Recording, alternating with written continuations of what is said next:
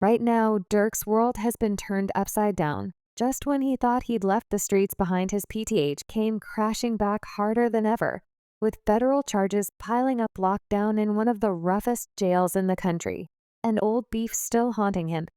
Durk's in the fight of his life. In this video, we're going deep on what's really going down with Lil Durk behind bars. Stick around because some of these details just might leave you speechless. Life behind bars. Lil Durk is really going through it right now. Just when he thought he was on the verge of turning his life around, everything flipped. Y'all remember, right? Just a couple months back, Durk took to Instagram, making it loud and clear that he was leaving the old life behind. He posted, "Don't label me as anything outside of a man, a father, and 1,00% Muslim." The voice, he wanted everyone to know he was stepping into a new chapter. He said he was done with the streets, and from now on he was living by faith. His words hit hard. "If you follow me as a brother, a friend, an icon, follow me to my new chapter." It was a powerful moment, a sign that he was leaving all that street life in the past and moving forward. But now it seems like the past isn't quite done with him. On October 24th, the rapper's journey took a hard left. That day, Durk found out 5 of his close associates had been arrested just the day before. He knew right then that his past was catching up fast, so he tried to make a move. Durk booked 2 one-way flights to Dubai and Switzerland. It was a desperate attempt to leave it all behind. But the last-minute bookings raised red flags right away. U.S. Customs and Border Protection flagged the flights, and the FBI got involved. Turns out those commercial flights were just to cover. Durk had actually arranged for a private jet to leave Miami and head straight to Italy, hoping to slip away without the feds knowing.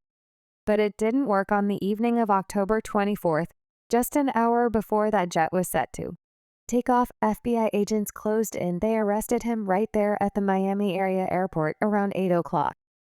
Durk was hit with a murder for hire charge and taken straight to Broward County Jail, held without bond. And let's just say, based on everything we've heard about Broward, he's not having a good time there. For those who don't know, Broward County Jail is the main lockup out in Fort Lauderdale, Florida. Now, he didn't catch this charge in Florida, but since they picked him up there, that's where he's being held.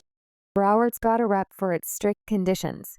And trust me, it's rough. The jail is right in the heart of Broward County, and it's so big, they had to split it into 4 sections just to manage it all. The main jail is where they keep the high-profile and notorious inmates, so it's very likely that Durk's there too. Inside Broward, they don't care who you are or how big your name is. It's all about the weight of your charges. No VIP treatment, no exceptions. Lil Durk isn't getting any special privileges here. He's playing by the same hard rules as everyone else. For someone used to a whole different lifestyle, this has to be a harsh new reality, one that hits different every single day. Depending on where you're placed, the security changes. But in the main jail, it's full lockdown, maximum security. Broward's main jail is like an 8-story fortress with thousands of cameras watching every corner, every move. If Durk thought he might catch a break in here, he's got another thing coming. And it's not just the cameras keeping inmates on lock. Broward's known for its rough conditions, and there's a history of guards allegedly taking things way too far. Just look at the case of Kevin Desir, an inmate who got caught up with the staff during a mental health crisis. They say he was beaten so badly that he was left in a vegetative state and eventually passed away. And the guards aren't the only issue. Broward County Jail's been in the spotlight for a disturbing number of inmate deaths in recent years. 21 lives lost in less than 3 years. These cases have only fueled demands for reform, with concerns about medical neglect and harsh treatment making headlines. The Broward Public Defender's Office has even called for outside oversight, pushing to expose what they describe as a culture and climate of neglect. One of the cases that hit hard was Joseph Kirk, a 34-year-old inmate who died in the facility's hospital. Kirk was there on a misdemeanor, locked up in the jail's detox unit, where conditions reportedly were anything but good. His death, like so many others, raised big questions about the quality of medical care inside. According to the Public Defender's Office, Kirk might have died because of issues with detox protocols or even drugs smuggled into the facility, a grim reminder of the cracks in the system. The sheriff of the county even admitted that Broward lacked the resources to properly care for those who need it most. That's why the county recently approved a $1 million plan to improve mental health and substance abuse services for inmates. But here's the thing, the sheriff himself has said that $1 million won't do much. He estimates that Broward's jails would need about $122 billion over the next 2 decades just to get things on track, and let's be real, that kind of money isn't exactly pouring in, so Durk is looking at the same rough conditions and vulnerabilities that have made Broward infamous. And here's the real twist. Durk isn't the only big name in hip-hop dealing with this spot. YNW Melly's has been sitting in Broward for years facing double murder charges that have had the whole industry buzzing since day one back in 2018. Melly, real name Jamal Demons, was hit with charges for the murders of 2 close friends, Anthony Williams, aka YNW Sack Chaser, and Christopher Thomas Jr., known as YNW Juvie. The story is wild. The incident happened the night of October 26, 2018. Melly and his friends gathered for a late-night recording session. After the session, Melly, Sack Chaser, Juvie, and Curland Henry YNW Borland were leaving the studio together. But just hours later, on October 27th, Juvie and Sack Chaser were found dead bodies, riddled with bullets. Melly and Borland told police it was a drive-by shooting, but authorities weren't buying that story. NW allegedly rapped about the incident in his song, Murder on My Mind. Many people believe lines like, "I didn't even mean to shoot him.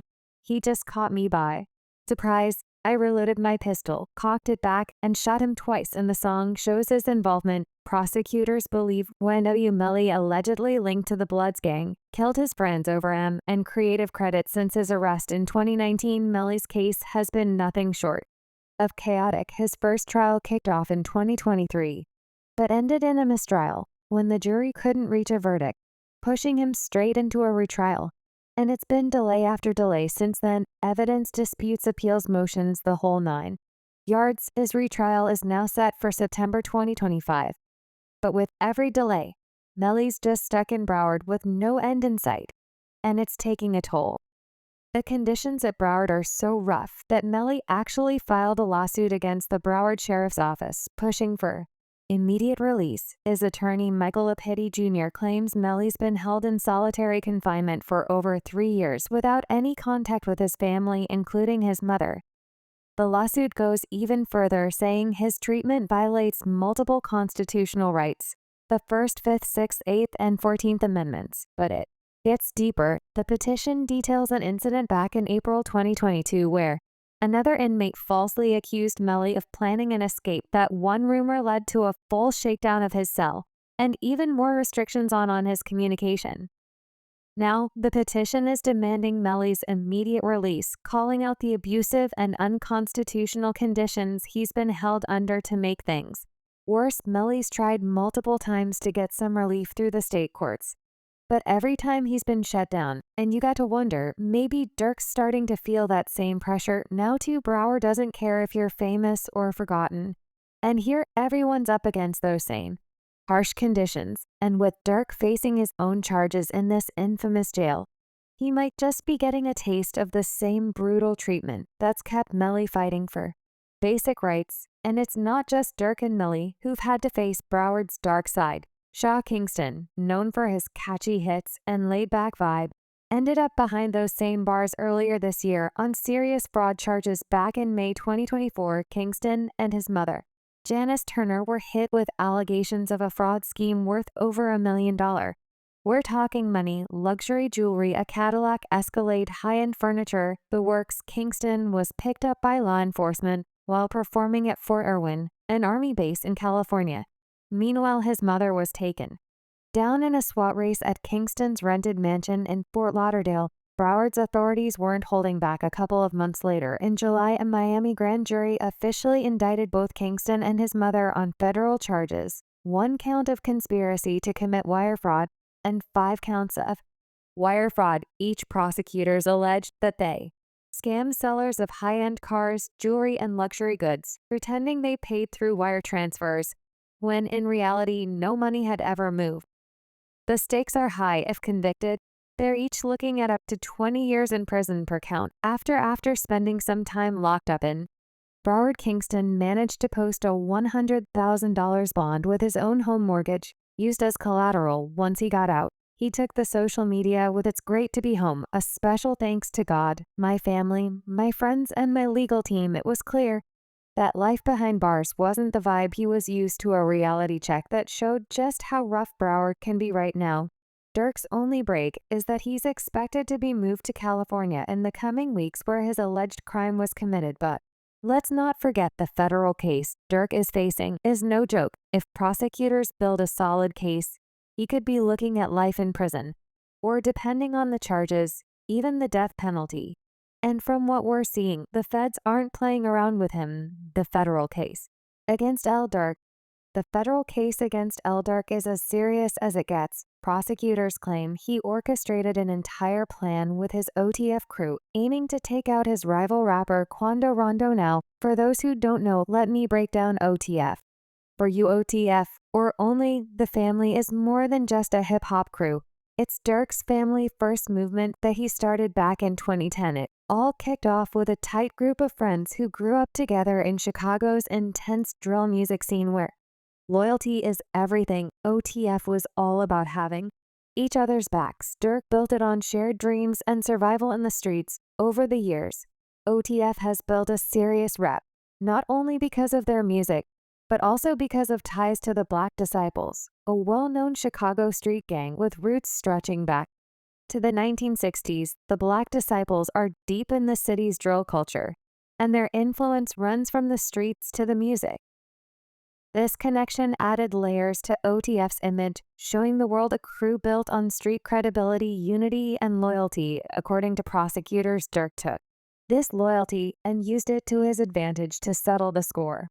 But on the night when OTF set out to take down Rondo, it all went sideways. Rondo was supposed to be the target, but things didn't go as planned. Instead of hitting him, the bullets found his 24-year-old cousin Sava Robinson, known in the streets as El Path. Here's the full story prosecutors are laying out. On August 18, 2021, Durk allegedly got word that Quando Rondo was in town, posted up at a Los Angeles hotel. That same day, Durk started putting things in motion, calling on 5 of his crew to handle the job: DeAndre Wilson, Kevin London, Grant Asa Houston, Keith Jones, and David Lindsay. Later that day, DeAndre, Keith, David Asa, and a 5th unnamed suspect flew out from Chicago to San Diego. From there, they drove up to Los Angeles with all travel funded by none other than Lil Durk himself.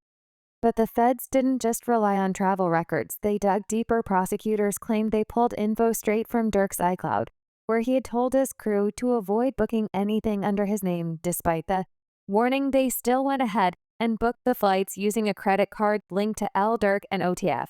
This digital trail gave the feds what they needed to connect Durk to every part of the plan. Once they landed in LA, the crew linked up with Kyan Grant, another high-ranking OTF member who flew in on a private jet. Grant, it seems, had everything ready and waiting. According to court records, he arranged hotel rooms, bought 4 ski masks, and got 2 luxury sedans, perfect for keeping a low profile. He didn't stop there. Grant allegedly handed over firearms, including one converted into a fully automatic machine gun, to Jones Lindsay and a 3rd unnamed associate. The next day, Durk's crew got to work tracking cues every move. Quando was in town with his cousin LPB, hitting up events, making rounds, and building his name in the music game. But as he and LPOB cruised through in that black Cadillac Escalade, they had no clue a white car was shadowing them, moving through the city streets right behind. Durk's crew stayed close, Jing Kwandu and LPAB, as they made stops all over Los Angeles. First, they hit up a dispensary, then swung by a West Hollywood clothing store, and finally pulled into a gas station across from the Beverly Center. Surveillance images, which later appeared in the indictments, reportedly show Grant's rented BMW following Rondo's Cadillac at each stop, close enough to keep tabs, but not close enough to tip them off. Eventually, Q's car pulled into a gas station to fill up, and by then, everything was set. Asa parked their rented car behind the station, but positioning Jones Lindsay and the unnamed accomplice in the perfect spot, ready for what was about to unfold. They moved fast, jumping out of the car, guns drawn, and open fire shots rang out, hitting LPAB, who was standing outside the Escalade. Rondo somehow made it out untouched, narrowly escaping what prosecutors are calling a calculated execution. The aftermath captured on camera shows Q's heart-wrenching reaction as police pulled his dead friend from the car after the shooting. Durk's crew wasted no time. They immediately took off, regrouping at an In-N-Out to settle up payment details with Grant confident they pulled off the mission. They made their way back to San Diego, hopped on a flight, and returned to Chicago like everything was under control. But the past has a way of catching up. On October 23, 2024, years after that night, the 5 OTF members were arrested in Chicago. It was only after their arrest that Durk tried to make his escape. But what he didn't know, one of his own crew members had been keeping an eye on him, feeding information to the feds. The whole time, leaked court documents are, there was an informant on the inside. This informant, known as OTF Jam, had allegedly been wired up for years, feeding evidence straight to federal agents. Reports say Jam had served 12 years for attempted murder and was released in 2022. But instead of going quiet, he flipped, providing the feds with details that linked Durk to the murder-for-hire scheme. For a lot of people, Jam snitching cuts real deep. It's the ultimate betrayal. He and Durk were close, and Durk had held him down when it mattered most. While Jam was locked up, doing a 12-year stretch for attempted murder, Durk stepped up big time. He made sure Jam's needs were covered, paid his legal fees, bought him a house and a car, even dropped over $50,000 in cash to keep him steady.